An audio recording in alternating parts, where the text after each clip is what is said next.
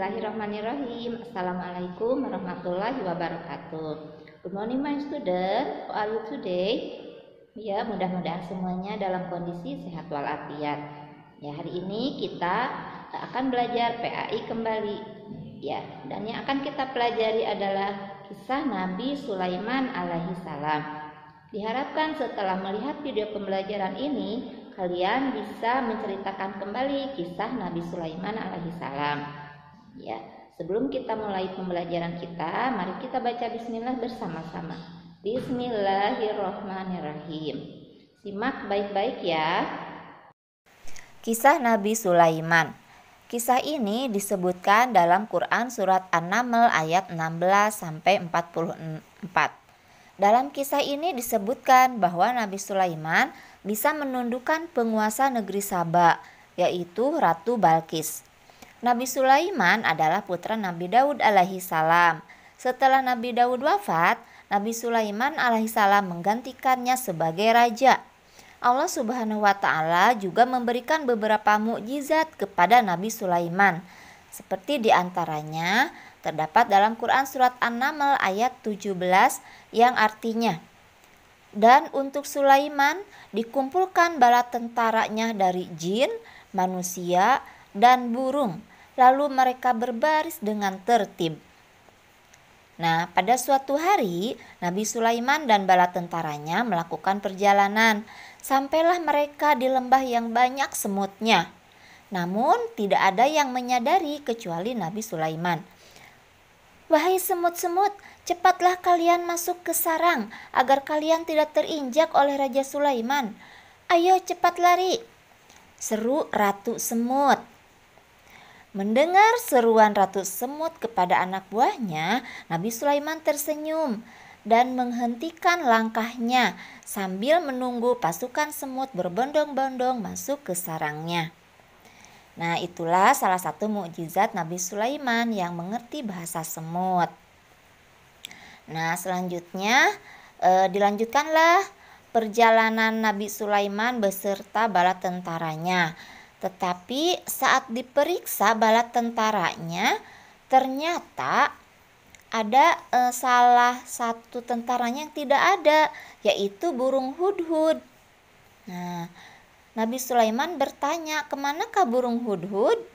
Dan semuanya tidak ada yang tahu keberadaan burung hudhud tersebut. Nah, tetapi tak lama kemudian burung hudhud datang. "Maafkan hamba, wahai Raja Sulaiman yang dirahmati Allah. Hamba datang terlambat karena baru saja hamba pergi ke suatu negeri yang bernama negeri Saba. Negeri itu dipimpin oleh ratu yang bernama Ratu Balqis. Kerajaannya sangat luas dan makmur.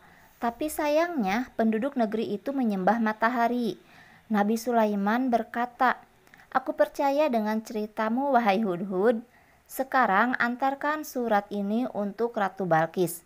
Isi suratnya adalah mengajak Ratu Balqis dan rakyatnya menyembah Allah. Setelah menerima surat tersebut, Ratu Balqis berpikir dan berdiskusi dengan para penasehat kerajaan.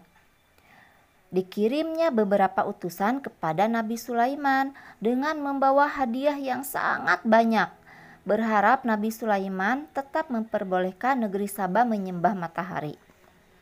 Tetapi semua hadiah dari Ratu Balqis semua ditolak sama Nabi Sulaiman. Nah, akhirnya Ratu Balqis memutuskan datang menemui Nabi Sulaiman. Mengetahui Ratu Balqis akan datang, Nabi Sulaiman memindahkan singgasana Ratu Balqis yang ada di negeri Saba ke istananya, dibantu oleh bala tentaranya, Ifrit dari golongan jin. Saat ratu tiba, ia terkagum-kagum dengan keindahan istana Nabi Sulaiman, dan ia sangat terkejut dengan singgasananya yang sudah ada pula di istana Nabi Sulaiman. "Bagaimana singgasanaku bisa sampai di sini?" tanya sang ratu. "Itulah kekuasaan Allah Subhanahu wa taala. Allah lah yang patut aku dan kamu sembah, bukan matahari," jawab Nabi Sulaiman. Nah, jawaban Nabi Sulaiman menggugah hati sang ratu. Akhirnya Ratu Balkis menyadari kekeliruannya dan bersedia mengikuti agama Nabi Sulaiman. Nah, soleh dan soleha, tadi kita sudah belajar tentang kisah Nabi Sulaiman alaihissalam. Ya, ada pelajaran yang perlu kita ambil dari kisah Nabi Sulaiman ini, yaitu dari segi mukjizatnya. Ya, ternyata Nabi Sulaiman dapat memerintah bukan hanya kepada manusia, ya, tetapi juga kepada hewan dan bisa berbahasa hewan, kemudian angin dan jin. Ya, makhluk Allah yang lainnya bisa tunduk dan patuh kepada kekuasaan Nabi Sulaiman. Kemudian dari kisah Nabi Sulaiman juga kita bisa mengambil pelajaran bahwa meskipun kaya raya, kemudian meskipun berkuasa, tetapi Nabi Sulaiman tetap rendah hati, patuh dan tunduk pada perintah Allah Subhanahu wa taala. Nah, sekarang soleh dan soleha tugasnya adalah menceritakan kembali kisah Nabi Sulaiman dan kemudian kirimkan melalui voice note kepada wali kelasnya masing-masing. Terima kasih atas perhatiannya ya. Assalamualaikum warahmatullahi wabarakatuh.